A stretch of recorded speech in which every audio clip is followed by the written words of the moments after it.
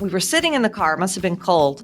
And I was just like, I looked at him and I said, listen, I don't ever feel like I can do big projects because I never know when I'm going to be needed.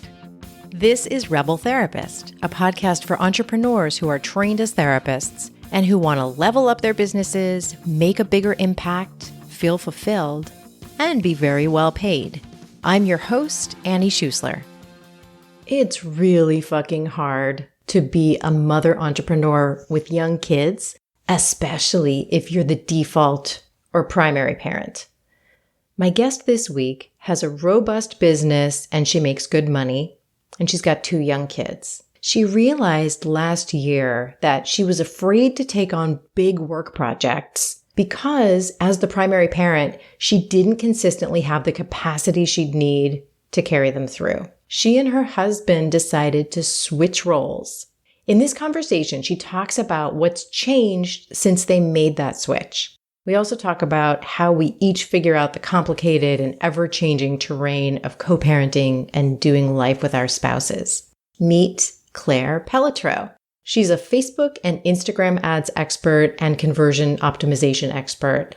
Her mission is to actually help people see a return on the money they're putting into the Zuckerberg machine without the expensive help of an outside ad consultant.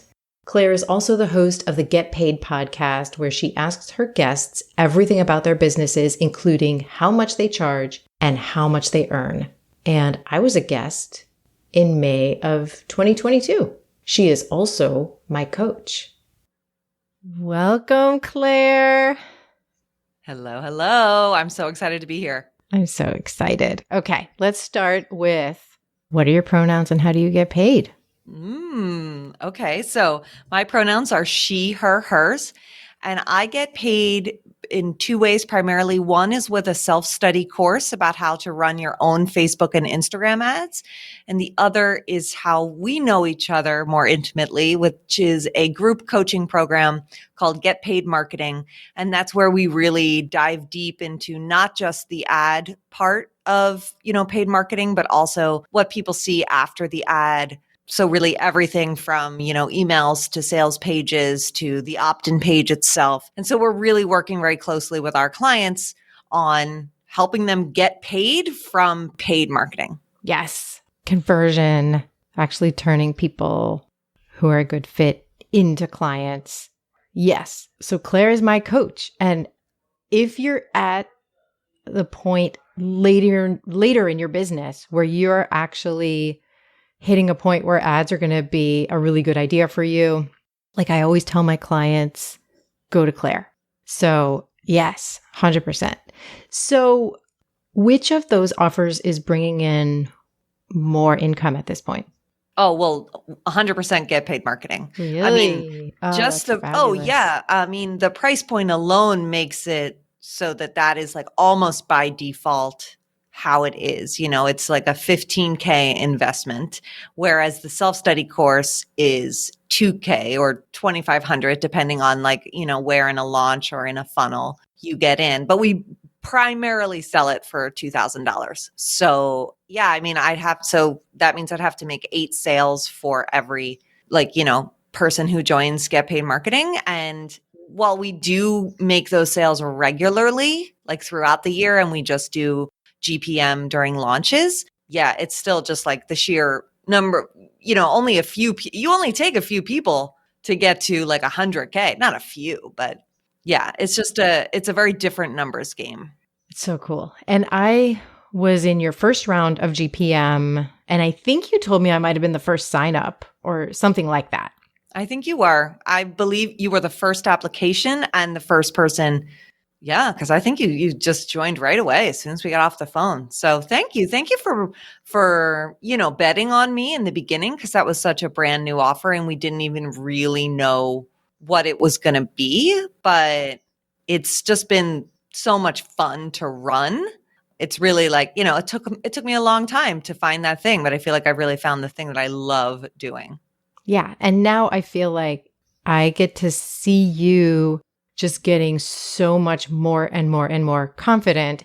And I never would have described you as not confident. Like I've always been drawn to your confidence and your like nosiness and other things that I identify with.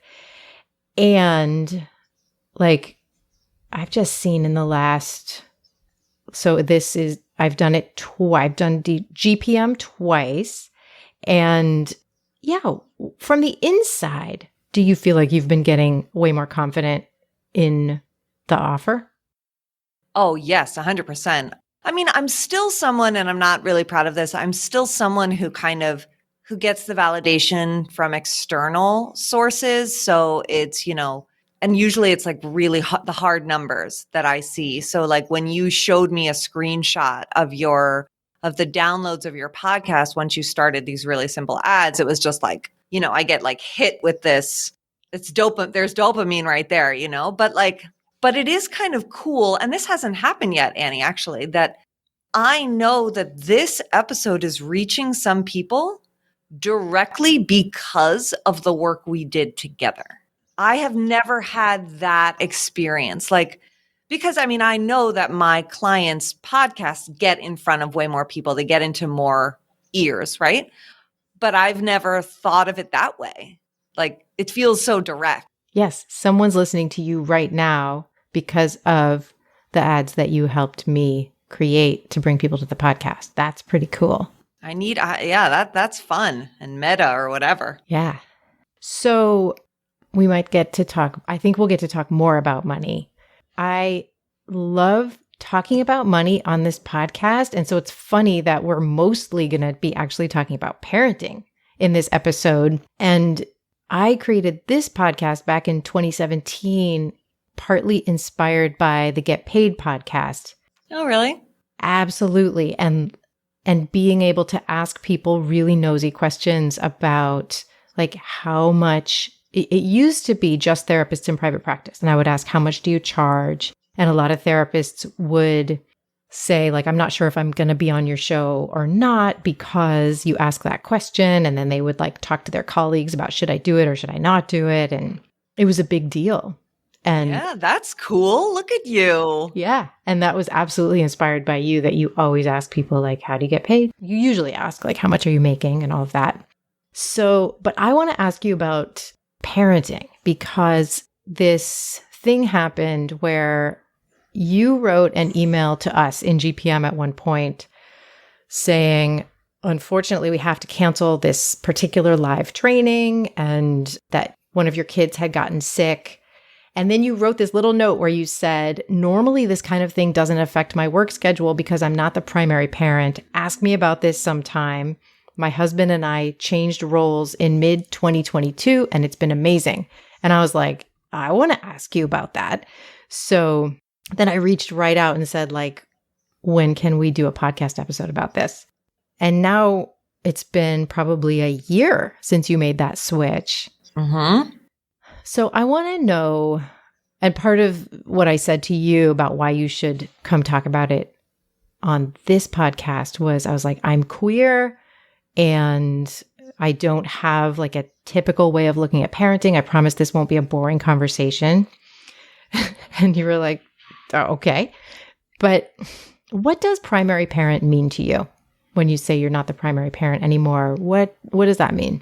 So, yeah, I mean, in my family, the primary parent is the one who pretty much clears their schedule whenever possible when there's a kid home sick or there's a week that's, off from school. And, it's not like it's 90% my husband, 10% me. No, not at all. But until that time in 2022, I don't even really remember exactly what the impetus of it was, but I would struggle to plan a webinar because I never really knew if I would have the time, well, just to deliver it. Forget about, like preparing for it. I don't know if you remember, I used to talk a lot about how I kind of rejected planning and planning like, 3 months in advance, 6 months in advance. Even like, I still don't even really plan my week, which I think if I did, I would probably, well, I don't know, who knows? But I realized that like I felt so uncertain about my capacity because I was the primary parent. So here's the context. My husband is also an entrepreneur, right? So I've been running this business full time since 2014. He's been running his business, I mean, maybe like 6 months before that, the current iteration of his business, but he's been an entrepreneur long before I met him, and his business is an agency. They do stuff with software. I know the details, but you all do not need to know.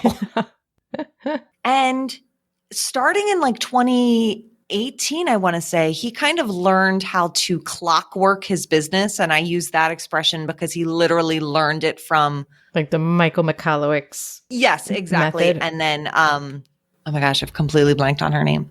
Adrienne Dorison. Okay. He went to this workshop with Adrienne Dorison and their team, and he learned like kind of just about a few key roles that he hadn't hired for. He hired that person, some people call it an integrator or director of ops or whatever. And she changed his business. Is she still there? She's still there. It's amazing. It's amazing. Yeah. First hire, hit the nail on the head. So he was really able to work a lot less and be way less involved in the client projects because he had this project manager. And then he would bring in more people to do sales or, like other roles that he was really doing. So he was just required to work. He was no longer required to be so hands-on. And like that was great. And the company was growing. They are like a much higher revenue level than I am, but not profitability. Like that's such an interesting thing about an agency model is like it's dependent on people. And when you start hiring for those roles that like help you organize, but those roles don't make you money, it's very interesting, right? Does he like being a little more removed? Oh, yes. Yes. Very, very much. Yeah. And there are always periods where he has to jump back in. And like it's almost like, I think about it on like me trying not to eat my feelings. That's one thing that I've been working on now for a little while. I always fall off and then I come back to it and I get back in the habit of it. And the same thing happens with him and he has to kind of relearn a little bit the stepping away. But, we had talked about it, I feel like around, 2021, kind of like, okay, well, he would try to say to me like, well, listen, you can rely on me more. But finally, at one point, I remember where we were. We were having coffee after dropping off both kids. There was this coffee shop. There is a coffee shop right near one of my kids' schools. And we were sitting in the car. It must have been cold. And I was just like, I looked at him and I said, listen, I don't ever feel like I can do big projects because I never know when I'm going to be needed. How old were your kids at this moment? Great question. So my daughter was in kindergarten. And so this must have been towards the, let's say February or March. I know I told you mid, but like it feels like it started earlier. Started early. Okay. Yeah. So let's say February 2022, my daughter was in, the second half of kindergarten. My son he would have been turning June. He would have been 18 months approximately. So we had him. I was 6 months pregnant when the pandemic hit. He was a total, COVID baby, and we had a nanny and things, and that didn't really work out like long term, but I was able to go back to work, right? And then we juggled once the nanny situation, we juggled back and forth, and then eventually they both went to school. But so you have this moment where you're just like being super, just like come to Jesus, super honest moment, seeing it clearly, like I can't take on big projects because I don't know that I'll be able to see them through. Mm-hmm. I mean, I feel scared. This must have been in your early months in GPM where we still had it as like an evergreen thing where people could come in at any time, but I was struggling to sell it. And so I don't know if you remember the timeline, but like that must have happened sometime in the late winter, early spring. And then I had a launch. We closed things down. We prepared a proper launch, and it was the best launch that I have ever done after that. And it was because it would just be like, if something came up or if things were already planned, but like a week of kids home from school or something like that, he would just default to being on duty. And he might say, okay, listen, Claire, I have like an important call at this time. So taking a couple hours out of your day when you have 8 full hours to work is like totally doable.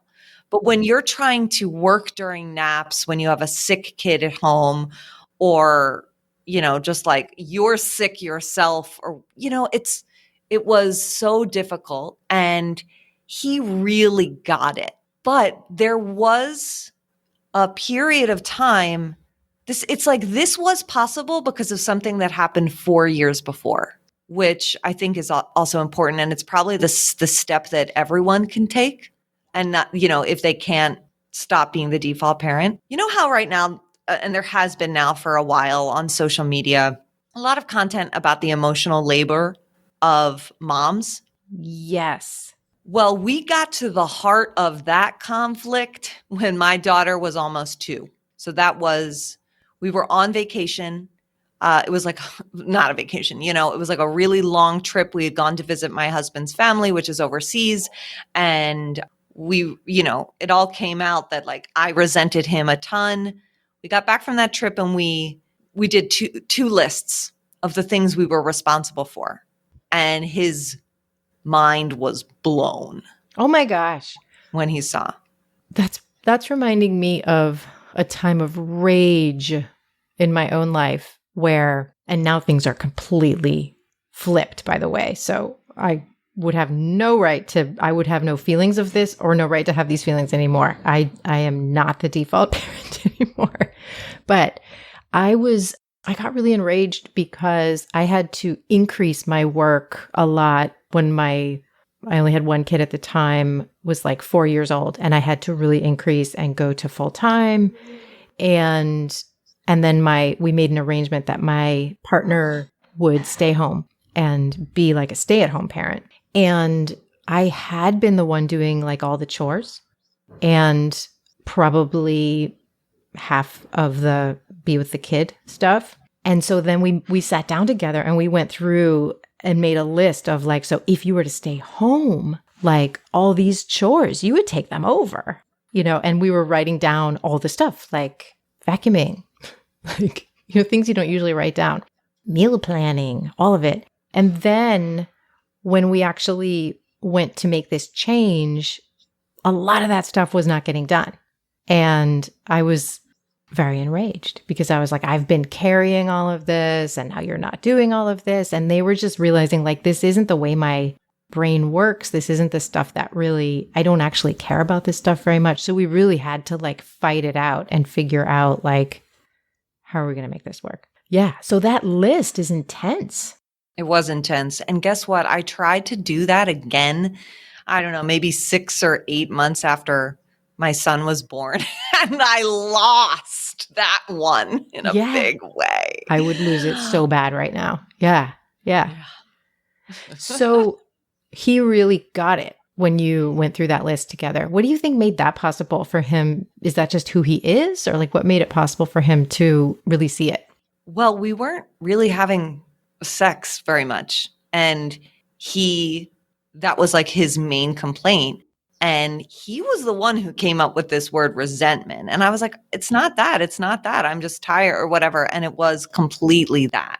And so I think when he saw that list, it was kind of like, okay, this is the path. Fixing this imbalance is the path to what I want. Yes. And also just like a better marriage in general. But like that, because what was really funny is I remember during this fight, he was like, you think this is a great relationship? Because I did. I thought I had the perfect relationship, but he was deeply dissatisfied in that area. And I was just like, well, fuck you about it, like, and then, I mean, we also went to couples therapy after that and have been going, like we go to this day. So started in early 2018, and the like who's doing more that's like sort of our constant issue. But actually at this point, seems like we've finally gotten it that somebody is always doing more and it goes back and forth. Nice. Yes. Yeah. It does. It shifts based on what's going on for everyone. So he had a rough patch in work and he was very stressed about it. And I couldn't do anything to fix that. So I just did the other stuff. And now we're actually in like an opposite, So but like really knowing that my work time is the priority, because like there's also been this dynamic of him just always making more money than me. And I mean, there was a time in like that list making argument of like, well, I provide more. And I was like, fuck you. I mean, so when we finally had this conversation in 2022, it was like, here's the path to us reaching our financial goals. I can support her so that she can do these projects and execute and not have the concern. And that's how we're, once again, both going to get what we want. Yeah.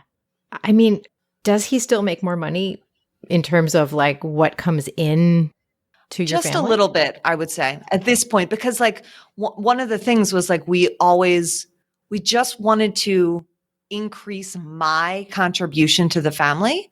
And we've done that significantly enough. He's still contributing more. He also still like pays himself more, but then he goes and he spends that money on shit like flying all of his family members from around the world to spend spring break with us because he has to go on a trip. Like, it's kind of, or upgrading flights or things like that. So it's his money, but it always ends up getting spent on the family. Okay. Because, yeah, like when we've figured out who's going to be the default parent, it's been very tied to income. Like I just make a lot more with my business.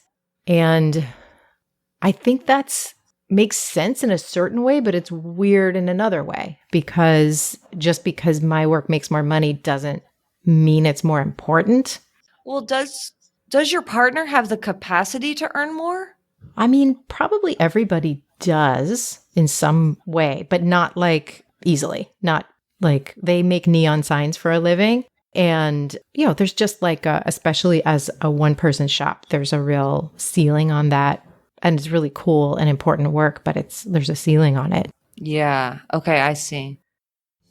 Attention. If you're a therapist or healer who wants a lucrative business model where you get to do what you love, but you don't have to be running session after session after session and still barely making enough money, I have an offer for you. I want to invite you to check out my 10-week program called Create Your Program. You'll learn how to design and launch your own pilot program. If you don't know what that means, don't worry about it. I will teach you how. Head over to rebeltherapist.me/create to learn more and register. Let's get back to the episode. So the thing about this setup is that he was already able to step away from the company and it wouldn't change the revenue of the company. So it's by giving me the time, I have the possibility to earn significantly more. Yeah. And by you have him stepping in. So it's like usually that, well, that's what happened at the beginning of the pandemic when suddenly, I had this evergreen funnel that was bringing me a fair amount of revenue every month. And I don't even know if I had anything outside of that. And it stopped. It stopped. It seemed like it was going to stop indefinitely. I wasn't making any money. So I said to him, all right, I'll take this on. You need to keep the family, the company, I almost called it. You need to keep this family company afloat. And that lasted about 2 weeks. Then I was like, hey, I need to be able to work. I need to be able to generate money just as like a fun thing for me and not be all day with this, 4-year-old. I mean, I was thinking about, as getting ready to talk to you about this, I was thinking about how there are all these other factors besides just income. Like, what does each person's work take? And like, are we neurotypical or neurodivergent? Like, how do our brains work? How interruptible are we? Like, are our bodies making food for somebody in the house? Like, there are all these factors. What are our mental health needs? And like, how does that match up? Like, my partner is way more I would say, interruptible than I am. Like if I'm in a flow and I'm doing, like, let's say I'm learning how to, and I'm like implementing how to run a Facebook ad, and then I get interrupted 5 times. Oh my gosh, that's really awful. Yeah. That task is one that, like, if you can just get into a flow state, it goes so much faster. There are fewer mistakes, but it's so easy to make mistakes, unfortunately. Mm-hmm. Yeah. And the kind of work you're doing in creating a new program, running a new program, improving a new program, doing all of those things, that seems to me like it takes a lot of that creative, focused energy. It's not rote stuff that you're like doing for the 50th time.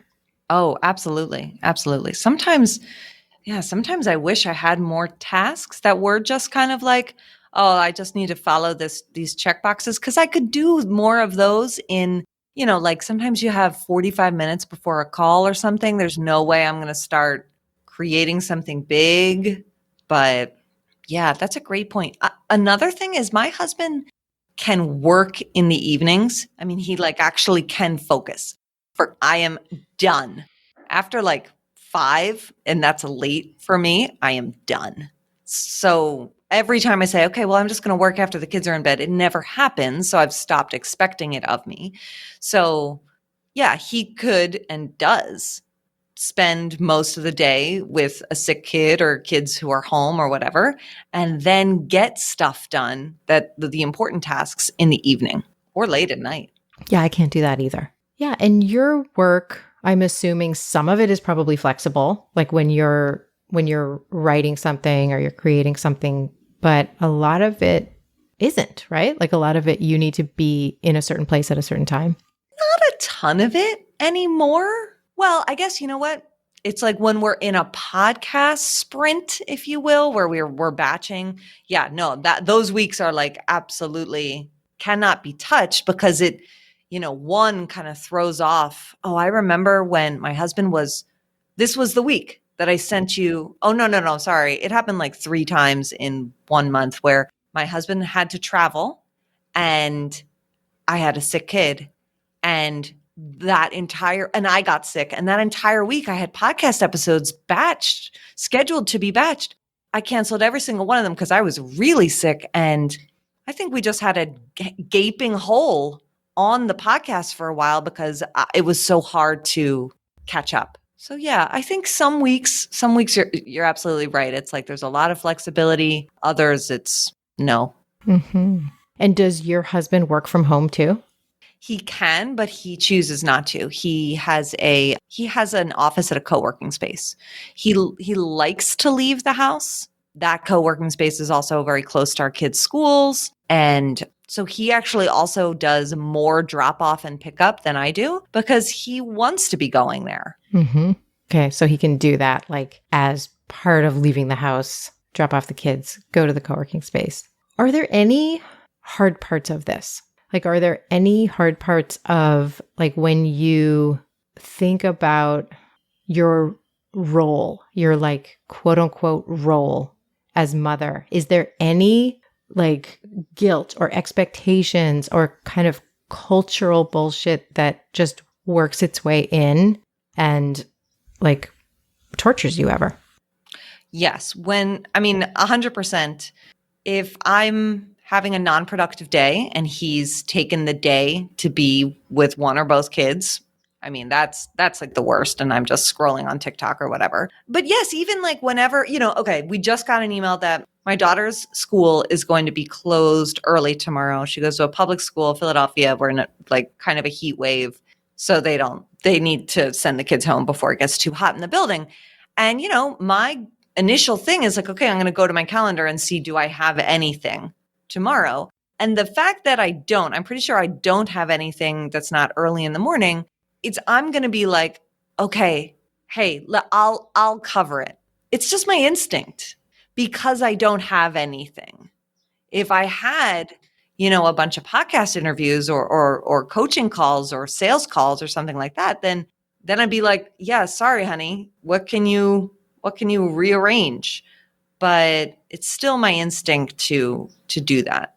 And then when you say you don't have anything, like there are, I'm assuming, projects that you could be working on or would like to be working on? Yes. I mean, so there's always that. There are always those things, but I just happen to be in a time because we just wrapped up a launch where I like purposefully kind of give myself a lot of space. So I don't know if I even would work tomorrow if I didn't have like a couple of things. I might just totally take the day. I took most of today too. But yeah, even no, if that's the thing, even if it's just like I've set aside this time to like I still want to create more trainings for your cohort of GPM, which only has a month left, right? But because there isn't like a date that I said, hey, this is happening next week, then I could look at tomorrow as being open and just be like, okay, I'll push it. But that's sort of my own productivity issues, where if something doesn't have a date attached to it, I can just put it off until it's too late. When you said earlier, like if I planned my week, then maybe, and then we just kind of drifted into something else. You found it. Then That's you the thing. would kind of have that ready to work on. Yes, but I would still push it back. Okay, because you've tried that before. Yes. Oh, 100%. Yeah. Oh God, that's hard. Like I've gotten worse at that. Like at when something is like a planned project, I used to have it blocked in my calendar and I pretty much took it almost as seriously as if it were face to face with someone else. That's amazing. It's kind of amazing, but I think it was also partly trauma response. Like it was me like being hypervigilant and kind of trying to control my world in order to keep myself safe instead of like feeling my feelings. So now as I'm like more healed, more present, I am getting less done. And I'm having a harder time like getting my butt in my seat to like work on a project that no one's expecting of me. So I'm Pros still and cons. pros and cons. I would totally choose this, but it's very interesting to notice. I'm like, oh, this is what everyone's talking about when they're like, I can't get stuff done. But I'm looking for kind of hacks to work around it. Like if I want to create a training for my peeps, maybe doing it as a live training so that it's on their calendar. And then I have it as like, all right, we're doing this. We're going to be pausing. You're going to be asking me questions. We're going to go through it together. But I'm pretty sure there's no way I would cancel that. Right. Yeah, no, absolutely. Like I think that is my hack. That my hack is, and you know what? I'm going to say this, even though it's kind of embarrassing. The reason why I had to cancel, but besides the fact that I wouldn't have actually been able to give the training because I wouldn't have had anyone to cover my sick, miserable kid. But I also needed that morning to prepare for it because it was by doing it live that I was getting it done. And that was the bigger issue, was that I wasn't prepared for it. And then I did it. I kind of did it. I recorded it and had it up, but I didn't like it as much as the other ones I had done live. I thought that just the ones done live were better, and it would have been the same content, but something about that. Like something about your energy or the questions you would be getting? Yeah, yeah. And also probably I just noticed in the recording that I had a lot of like filler talk, like filler, like, I'm not sure. I'm not sure if it would have been different live or not. But I just remember being a little like watching it back and being like, this can be better. You've got the slides now, do it live. Oh, interesting. Okay. That's inspiring. I think that's the hack for me, for many of us, is like, and that's interesting because that's what I always teach people about when you create your pilot. Like just you run the whole thing live, no matter whether you're teaching things or just guiding a process, like you got to run it live. Absolutely. Because if we wait until it's done, it's going to take you 3 months more than you think if you finish it. Yeah, I've done that a few times. I've done it both ways, but I'm definitely more of a fan of doing the things live and just letting them be imperfect. Mm-hmm. Yeah. And when it's live, I don't think people even think of it as imperfect, like because they're expecting things to happen just in the moment. Mm-hmm. Yeah. Yeah. And I think I mean, like, this is just sort of a technical thing, but I remember watching a client, it was sort of part of their training that would then pitch people into another thing. And she had kept in a lot of the early, like, chit chat. And now these brand new people were seeing that, people who had never heard of her before. And I was like, friend, let's edit this out. So I always have like a start point to my lessons that I know, like either a live webinar or an actual training where I know, okay, this is where like the chit chat ends. And then it's very easy to like trim that. I do it in QuickTime or something, very easy. That's good. That makes a lot of sense. So, do you have a lot of mom friends? Wow. Wow. I don't know why this question. Not really close ones. What was your wow about? It was about this thing that like I don't have super close, like my people, none of my mom friends, and why would any of them be listening to this, but none of them are my people. Interesting. Okay. You seem so queer in so many ways. And I don't mean like that, like who you're attracted to, just like the way that you are talking about being a mom feels very familiar in this queer way. But yeah, please keep going. No, it's funny. When I was younger and like maybe I would go to high school or like I'm trying to remember because I wasn't that young when she would ask me this. Like I remember specifically going abroad to Paris my junior year, and like my mom would ask if she ever asked the question, any soulmates? I knew what she meant, which is like, have you found any of your like, and in Paris, I did actually. And I have that in a number of friends, but they're not my mom friends. Except for like two of my business buddies, but I don't see them very often. We talk on Voxer every single day. Most of my soulmates are online, or our kids are not the same age. So, yeah. Yeah, that's really interesting. The reason I asked was that I was wondering, of the folks that you know that you're close to who are moms, are you an outlier in having your partner be the default parent, or do you know a lot of other people in your situation?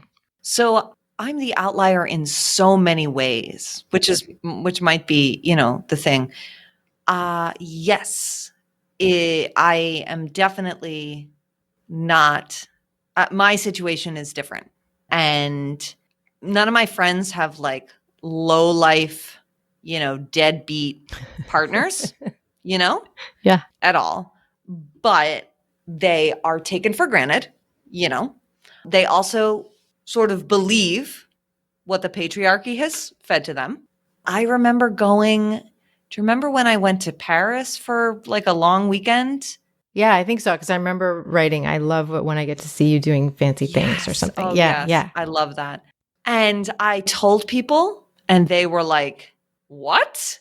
I could never, it was always, I could never do that. Yeah. Like they couldn't, I'm not sure if that was because of money. I always got the sense that it was because of responsibility. I see my friends take a lot of family trips, but I'm the one who's flying to conferences or masterminds or things like that. Like I am and so is my husband. So we now vacation kind of separately, because we'll both always tack extra days onto our trips so that we can enjoy the trip in addition to, doing whatever the work thing that we're there for is.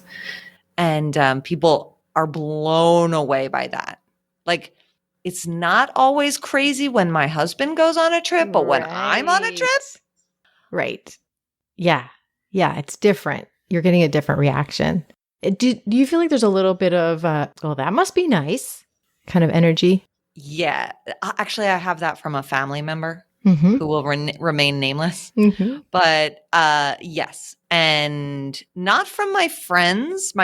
At this point, I think my friends are inspired. Nice. One of my friends who is very much the primary parent to a kid with a lot of special needs, so a lot of appointments every week.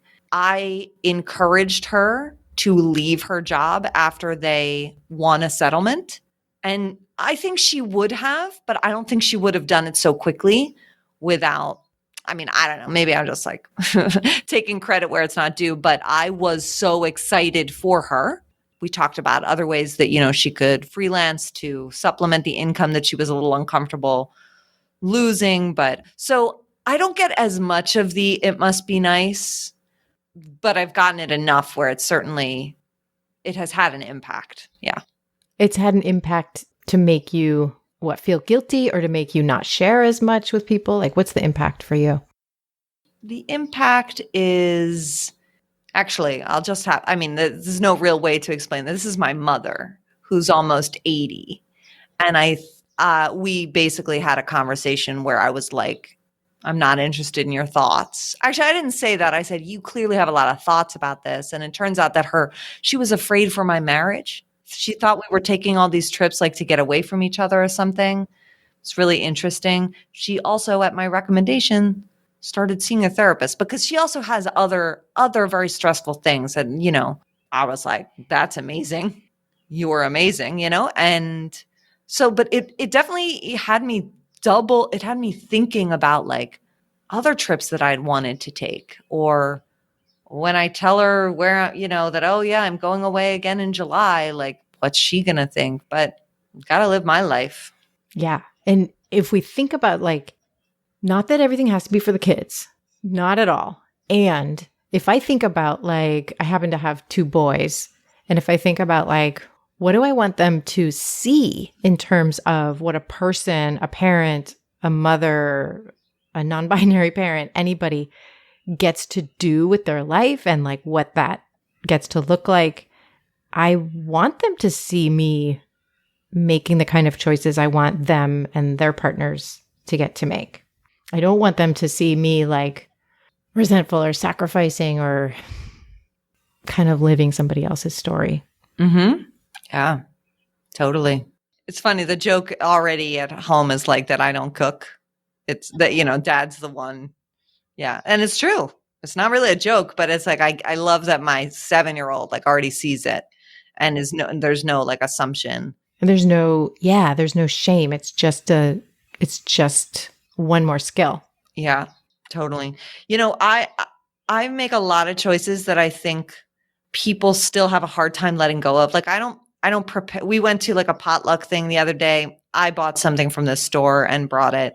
I don't volunteer for like the school things. I don't do any of that. We went to the kind of like end of the year celebration for this daycare that it's an elementary school, but they also have a daycare element where my son is going to go next year. And all the moms, all the volunteers in like the hot sun, this food area, and they were all moms, and I was just like, it's not going to be me, and I'm absolutely fine with sharing that and teaching my kid, like, this is not what's expected of you. Yeah. And like accepting the side eye that might come with it. Yeah. I just don't even look around anymore to see if it's there, which is nice. It's such a nice feeling to like know these are my limits. Anything that has really surprised you since, like, I'm wondering if it surprises you how much it sounds like your income changed in the year since this has happened. That's really interesting. My income certainly went up. Yeah. This year it's a little bit different. Like we're trending down, but that to me is more about like some decisions that I made, and it feels like kind of on par for like the input that I put in.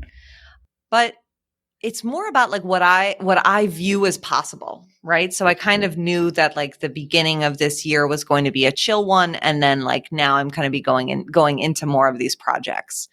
And it's the fact that school's out, that's not going to change my thing. I mean, the kids will get out of the house maybe 30 minutes later, but they both go to camp. There will be some days where there isn't camp, and that's fine. But yeah, it just feels like there's a lot more possibility now. So it's really different than that moment when you were sitting in the car and you were saying, I am afraid to take on a project. Like now when you look, whether it's summer or any time of year, when you look at these projects coming up, how does it feel? Yeah, the things that I look at now are my travel schedule. My travel schedule, not my kids' schedules. I mean, a little bit the kids, because I know, well, until, the end of this year, my kid goes to a religious daycare and they have a lot of days off in the fall. And so that we would look at, like, just because it was a lot. But yeah, I know that like next year that won't really be an issue. What surprised me about this setup is that my husband can handle the kids a lot better than I can. Wow. In what way? He just has more capacity for the meltdowns and then moving past them and like getting, and like it not like I'll hear them and I'll get upset if they're in the house and, I'll just, and then he's just like, everything's fine. I'm like, what?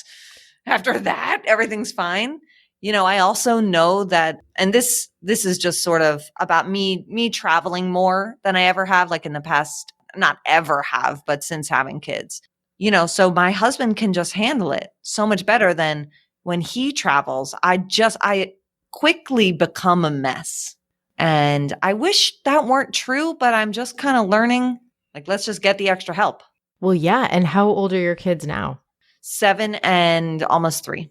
So it's just going to get a lot fucking easier. I mean, But it might not, Annie, because we want to have this third kid. Like, I don't know. Yeah. I mean, trust me, I go back and forth on this, but. Right. You might choose not to have it get easier real soon. Right. For good reason. Exactly. It will be our very, very welcome choice if that's true. But yes, yeah. I know. Yeah. It will eventually. I know that it will eventually. It will eventually. It's just hard. And incredible. Yeah. I mean, my kids are 13 and 20 now. And so, yeah, I just think about how there's like a different set of challenges. But in terms of like my nervous system, which is what I think of when you're talking about like that it's harder for you when you're on your own with the kids than maybe it is for him. It's like the challenges to my nervous system were so much more when they were younger. Yeah. Oh, definitely. And I know you've also heard me talk about this, but I want to share it with your listeners. Like, I also have a challenging daughter. My oldest is challenging. She's an amazing kid and explodes. So yeah, it takes a certain amount of patience, and like long weekends are hard, things like that. So imagine, if you're the primary parent and there were no play dates or something like that because somebody's sick, it just, it's draining. So I really appreciate his ability to take that on and not make me feel bad about it. Like we have all these conversations where we're like, I'm not mad at you. I'm just tired. Things like a lot of things like that. Just a lot of check-ins, like the over communicating that we've learned to do in therapy. That's really helpful in this kind of thing. Oh, that's awesome. Thank you so much for sharing all this. It's really interesting to get to like hear about it in such an up close way. Oh, I'm so glad. I'm thank you so much for inviting me on the show. It's great to chat with you more because we mostly talk about really nerdy marketing things. But, I don't know if you know this, you're one of my favorite clients, and I'm so honored that I get to work with you for so long. Me too. And I'm so excited I'm getting all teary. I'm really excited to do GPM again, where like big fucking life stuff has happened right at the beginning of both times I've been through it before. So I'm really glad I was still able to get so much out of it. But I'm also really excited that this time I'm not actually open to any big life stuff coming up right now. Okay, great. You can learn more about Claire Pelletreau at clairepels.com. I want to thank Cosmo Palms for editing this podcast. If you found this episode supportive, please share it with your favorite therapist or healer. That is absolutely how we reach more people. And thank you so much for listening. I'll see you next time.